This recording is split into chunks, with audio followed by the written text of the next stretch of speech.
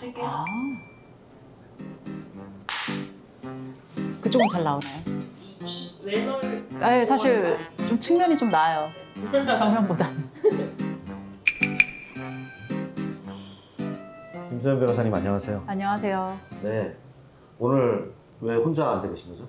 그 변호사님들 중에서도 제가 로스쿨을 나온 과정이나 예전에 그 변호사가 되기 이전의 인생 이런 것들이 굉장히 좀 재미있어 보인다고 확실히 내부에 수요가 많았어요? 많았습니다. 등 떠밀려 나왔습니다.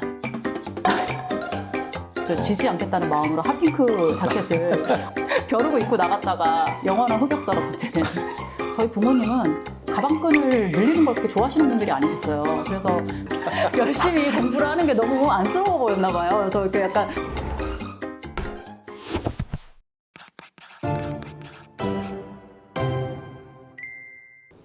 김소연 변호사님 스토리를 저도 좀 봐서 근데 엄청 꿈을 갖고 있는 사람들한테 되게 도움되는 얘기가 있을 것 같아서 제가 일단 간단하게 말씀을 드리면 저는 로스쿨 굉장히 늦게 갔어요. 로스쿨 36살에 갔고 아이 임신하고 출산하고 그러면서 휴학하지 않고 졸업을 했는데 사실 사람들이 그렇잖아요. 한 30대 중반, 뭐 40대 이 정도 되면 아 지금까지 살아온 인생 맞나? 나 좀 새로운 거 하고 싶다. 이럴 때 용기 못 내시는 분들이 많아요. 근데 혹시 제 영상을 보고 좀 용기를 얻으실 수 있으면 참 좋겠다. 이런 생각으로 제 이야기를 사실 영상 앞에서 해보는 거 처음입니다. 저 오늘 이제 사진을 보면서 얘기를 할 거니까 첫 번째 사진 한번 띄워볼게요. 여기서 어떤 분인지 한번 알려주실래요? 여기 가운데 녹음기를 들고 있는 저 애띤 여성이 동아일보라는 회사에서 10년 동안 취재 기자로 일을 했고요. 원래 기자의 꿈이 좀 있으셨어요? 원래 뭐 어렸을 때 꿈 뭐냐 하면 제가 항상 막연히 좀 꿈꿨던 두 가지가 기자 아니면 변호사였던 것 같아요. 글 쓰는 게 좋아서 기자를 하고 싶었던 건데 그리고 저에게 영감을 주었던 어떤 기자들도 이제 빵의 역사라는 책이 있어요. 제가 대학교 때 심심할 때 읽었는데 그게 이제 어느 독일 기자가 쓴 책인데 그러니까 내가 좋아하는 것만 열심히 리서치를 해서 기사도 쓰고 책도 쓰고 이런 좀 재미난 거를 계속 파면서 네, 근데 기자가 꼭 그런 삶은 아니더라고요. 굉장히 힘들고 아니 사진만 봐도 당시의 열정이 지금 저 모습 보니까 어떠세요? 일단 첫 번째로 씻지 않았는데도 참 아름답다. 지금과 비교했을 때. 그리고 저 때는 많은 감정이 갑자기 드네요. 저거 보니까. 저 수습 기간이라는 게 되게 힘들기도 하지만 수습 기자야말로 진짜 본연의 기자에 제일 가깝다. 왜냐하면 가장 현장에 맞닿아 있고 사실은 이제 수습 기자를 벗어나면 수습 기자가 취재해온 것들을 취합을 해서 기사 쓰는 경우도 되게 많거든요. 그러니까 가장 기자 본연의 역할을 하는 그 기간인데 그 기간을 좀 더 능동적으로 할 수 있는데 저 때는 내가 좋은 기자가 될 수 있을까? 뭐 그리고 이 고생스러운 트레이닝이 언제 끝날까? 안 혼나야 되는데 안 혼나야 되는데 하면서 좀 많이 고통스러워했던 것 같아요. 지금 와서 저 아이한테 뭔가 말을 해준다면 네.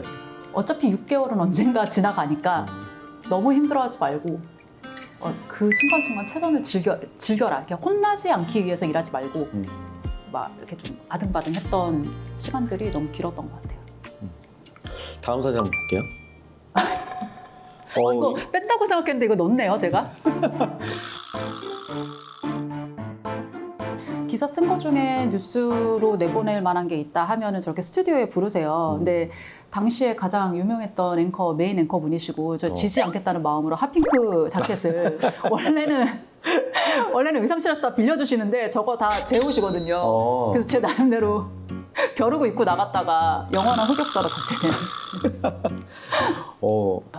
안 하면 안 했지, 하면 완벽하게 하리라. 그 욕심이 너무 과해서 자켓 색깔을 저렇게. 제가 그러니까 기자 이력을 좀 말씀드리자면 한 10년 정도 일을 했는데 보통 초반에는 다들 이제 사회보를 많이 합니다. 경제부 하면서 부동산 담당을 했었고 그다음에 정책사회보를 좀 오래 했고 그리고 중간에 2년 정도 국제부에서 일을 했습니다.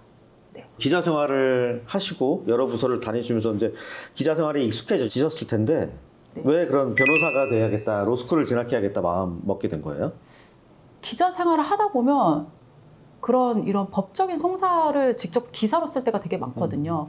근데 일단은 그 업무 자체가 굉장히 재미있어 보였고 기자는 좀 더 이렇게 넓은 관점에서 그런 걸 사회 고발을 하거나 이렇게 툭 던지는 거죠. 문제를 이렇다라고. 근데 변호사는 사실 그런 직업은 아니지만 그 개인 하나의 삶을 엄청 깊숙이 들어가고 해결을 해줄 수가 있잖아요. 한 10년 차쯤 됐으면 이제는 좀 전문적인 어떤 거가 있어야 되지 않을까?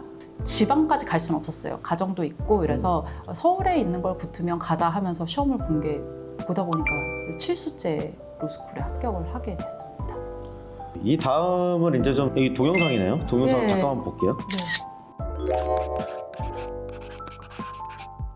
제가 이 장면을 보면 되게 짠해요. 왜냐면 제가 이제 로스쿨을 2021년에 입학을 하게 됐습니다. 그런데 준비가 안 된 상태로 들어간 거예요. 정석적인 방법은 뭐냐면 대학 4년을 다니면서도 적당히 법학 과목도 듣고 하면서 이제 사전 기초 지식을 쌓고 4학년 하반기에 이제 지원을 해서 어느 정도 합격각이 나오면 그때부터는 선행을 해서 최소한 민법 정도는 1회독을 하고 여유가 있으면 헌법, 형법 이렇게 한번 돌리고 와야 그래도 이제 로스쿨에서 초반부터 승기를 잡고 달려갈 수 있는데 그러니까 2021년에 들어갔으니까 2020년 하반기에 지원을 했겠죠. 근데 그때 떨어졌어요. 저는 그때 이제 미뤄왔던 시험관을 해야겠다 생각을 해서 회사에 휴직을 하고 한참 시험관을 하고 있었어요. 근데 이제 2월에 추가 합격이 된 거죠. 공부를 할 수 있는 상황이 아니었는데 갑자기 들어가니까 무슨 말인지 하나도 모르겠는 거예요. 그래서 저는 그 용어를 하나 한 땀 한 땀 공부를 하고 있는데 옆에서는 벌써 문제를 풀고 있어요. 뭐 A4 용지로 몇 장씩 이거를 1시간에 4면 쓰는 거를 연습을 하고 있어요. 그러니까 그걸 보면 마음이 너무 급해져서 이게 도저히 그 통학 시간도 다 아껴서 공부를 해야 돼가지고 지금 이게 학교 바로 앞에 있는 고시원이거든요. 이 카메라 바로 뒤에가 그 이제 칸막이 있는 화장실 촬영을 해놓은 거죠. 다음 사진 한번 볼게요. 만삭이신 건가요? 예, 이게 거의 만삭일 거예요. 여름방학 때 임신을 하고 1학년 2학기를 이렇게 임신 기간으로 보내고 이게 이제 2학년 1학기. 일단 첫 번째로 좀 힘들었던 거는 그 잠을 쫓으면서 공부를 해야 되는데 커피를 못 마시니까 나중에는 저는 막 이게 그냥 거의 일어나서 공부를 했거든요. 진짜 못 참겠다 하면은 집에 와서 침대에서 머리 대고 10분만 자고 다시 택시 타고 가요. 10분만 잘 수 있으니까 이제 누워서는 못 자고 앉아서 자고 가는 거죠. 이제 그렇게 했던 게 굉장히 힘들었던 것 같아요. 네. 건강 걱정이 되셨을 것 같은데 그래도 아이에 대한 걱정이 이렇게 임산부들은 많이 걸어야 한다고 하잖아요. 네. 근데 제가 아무래도 앉아있는 시간이 길다 보니까 근데 동기들이 누님 이렇게 혼자 걷기 어려우면은 자기랑 이렇게 걸어가면서 판례 복습 한번 하자 이렇게 해주는 동기들이 있어서 가끔씩 그 동기들 따라서 이제 산책하면서 걸어 다니면서 공부하는 그런 정도는 했지만 임산부가 정석대로 해야 되는 어떤 건강 관리는 잘 못한 것 같아요. 그래서 아이가 안 내려와가지고 결국에는 응급제왕도 하고 그리고 애 낳고 수혈도 받았거든요. 그래서 이렇게 여기다 수혈 주사바늘 꽂고 그 줌 켜놓고 줌 수업 듣고 예, 그렇게 했었던 기억이 납니다.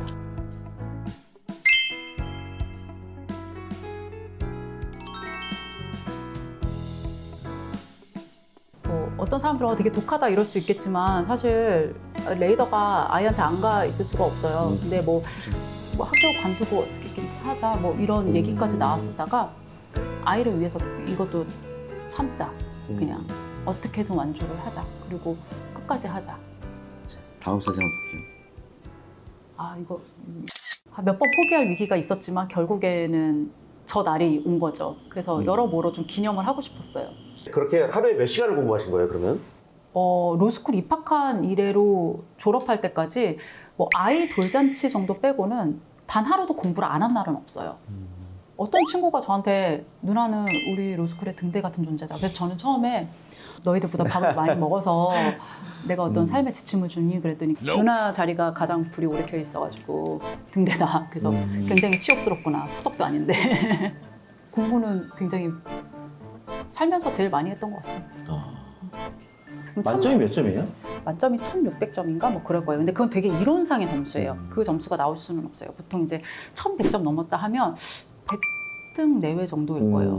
네. 이때 대략 몇 점 맞았는지 혹시 공개해 줄 수 있어요? 그 노코멘트를 하겠습니다. 일단 1,100점은 절대 넘지 못했습니다. 하지만 뭐 준수하게 봤습니다. 이렇게 열심히 하셔서 이 사진은 이게 이제 졸업식 사진인데 그 졸업하는 학생이 65명인데 그 중에 10등 안에 드는 학생은 따로 이제 단상에 올라가서 다른 별도의 상을 받아요. 근데 이제 저도 그 10명 중에 들어가서 상을 받는데 이 상은 절대 나 혼자 올라가서 받을 수가 없다라는 생각에 아이를 마침 이제 걸음마를 할 수 있는 나이여서 데리고 올라갔어요. 근데 사실 주변에서 많은 분들이 아이 키우면서 졸업하고 변시 붙는 것만 해도 진짜 잘하는 거다라고 했는데 저는 이제 취업을 생각하면 아이가 있기 때문에 더 취업 불리할 거라고 생각을 했고 그래서 어필을 하고 싶었어요. 내가 아이를 키우면서도 성적을 이만큼 냈으니 회사에 들어가서도 내가 애를 키우면서도 당신들이 기대하는 그 수준은 달성할 수 있다. 저는 그걸 숫자로 보여줘야 된다고 생각을 해서 망하면 망한 대로 포기하지 않고 그냥 다음번에 다시 만회 계속 그런 식으로 성적을 잘 유지하려고 많이 노력을 했어요. 기자하고 뭐가 제일 달라요? 이제 굳이 기자와 변호사 중에 어떤 게 더 만족도가 높냐 하면 저는 변호사가 더 만족도가 높은데 그 이유는 기자는 내가 어느 사람의 이야기를 듣지만 어느 정도의 이렇게 공정한 보도를 위해서 균형을 맞출 수밖에 없어요. 근데 변호사는 내가 이 사람의 변호인이 되기로 한 이상 아무것도 묻고 따지지 않고 난 이 사람 편만 들어주면 되는 거예요. 그런 면에서 훨씬 더 만족감을 느끼거든요. 그 지점이 기자랑 굉장히 다른 것 같아요. 다음 사진 한번 볼게요. 아이 사진. 네. 제가 사실 아이 둘 엄마가 될 거라고는 생각을 못했어요. 아이가 동생이 필요하다고 계속 얘기를 하고 대표님한테 얘기하니까 대표님은 뭘 하세요? 대표님 방에 들어가서 대표님 저 할 말이 있습니다 하면은 일단은 안색이 굉장히 안 좋아지세요. 왜냐면 나간다는 소리 하려고 하나 그래서 이게 굉장히 이렇게 진돗개 2개, 3개 막 이렇게 되신단 말이에요. 제가 사실은 임신을 했습니다. 했더니 그러냐고. 저 대뜸 처음 하신 말씀이 출산휴가 가야지 이렇게 말씀을 하시더라고요. 제가 아이 둘째를 낳고 차라리 내가 좀 더 길게 쉬면서 이렇게 하는 게 낫나 뭐 이런 고민들을 할 때 대표님이 이제 통화를 하는데 당분간 좀 출퇴근을 좀 자유롭게 해도 좋으니 김변 편한 대로 커리어를 이어가라라고 하셔서 했지만 도저히 그 출퇴근이 자유롭지 못할 정도의 일을 시키시고 계신데 아무튼 말은 그렇게 따스하게 해주셨습니다. 마지막 사진 볼게요. 로맘 스토리. 저희 열정 넘치는 김기동 대표님께서 셀프 브랜딩이 중요하다. 뭔가 이제 자신의 이야기를 세상 밖에 내놓아야 된다. 근데 나는 뭘 하지? 이런 생각을 하면서 스레드를 이렇게 관찰만 하고 있다가 어떤 분이 그걸 하나 남기신 거예요. 30대 후반에 로스쿨 가도 될까요? 이걸 남기셨는데 과거에 제가 생각이 나서 그거를 지나칠 수가 없더라고요. 그래가지고 거기다 댓글만 달았어요. 저는 후회하지 않습니다. 이렇게 남겼더니 DM이 많이 오더라고요.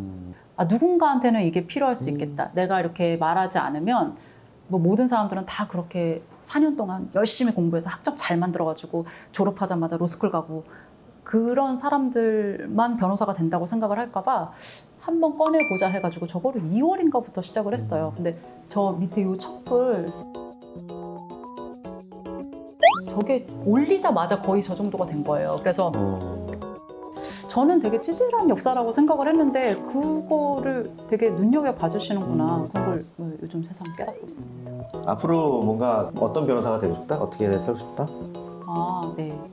저는 처음에는 사실 기자를 10년을 했으니 저의 언론인으로서의 경력을 전문성으로 살리고 싶지 않았어요. 아예 새로운 정체성으로 새로운 걸 좀 뚫어보고 싶다는 생각이 있었는데 대표님이 좀 저에게 그 10년의 세월이 아까우니 좀 그걸로 뭔가 우리가 전문적으로 할 수 있는 영역을 찾아보자라고 많이 독려를 해주셨고 그러다 보니까 이제 제가 최근에 대표님하고 많이 관심을 가지고 있는 게 그런 평판 리스크 관련된 거예요. 그게 어떤 SNS 상에서 온라인 상에서 내 이름 하나를 높이 쌓기 위해서 되게 많은 노력들을 해요. 시간과 비용을 투자하는데 그게 무너지는 것도 진짜 트위터 한 줄이에요.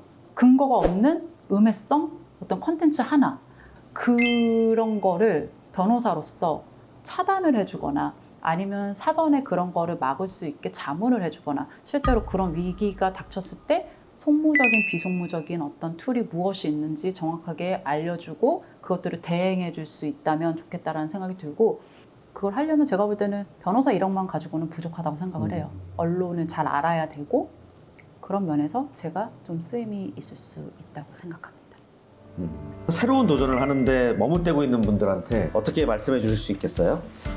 조금 어렵더라도 용기를 내서 도전을 크게 하면 그 조각이 깨어져도 그 크게 남는다 그러잖아요. 저도 이제 로스쿨 다닐 때 그거를 항상 마음에 새겼거든요. 내가 별로 원치 않는 결과가 나와도 이 자체에서 큰 의미를 찾을 수 있을 거다. 그 당장에는 못 받아들이더라도 그런 거를 기대를 해보시고 그래도 한번 도전을 하자. 눈 감을 때 내가 이거 후회하지 않으려면 오직 노력으로 승부 봤으니까요. 여러분도 야 너도 할 수 있다.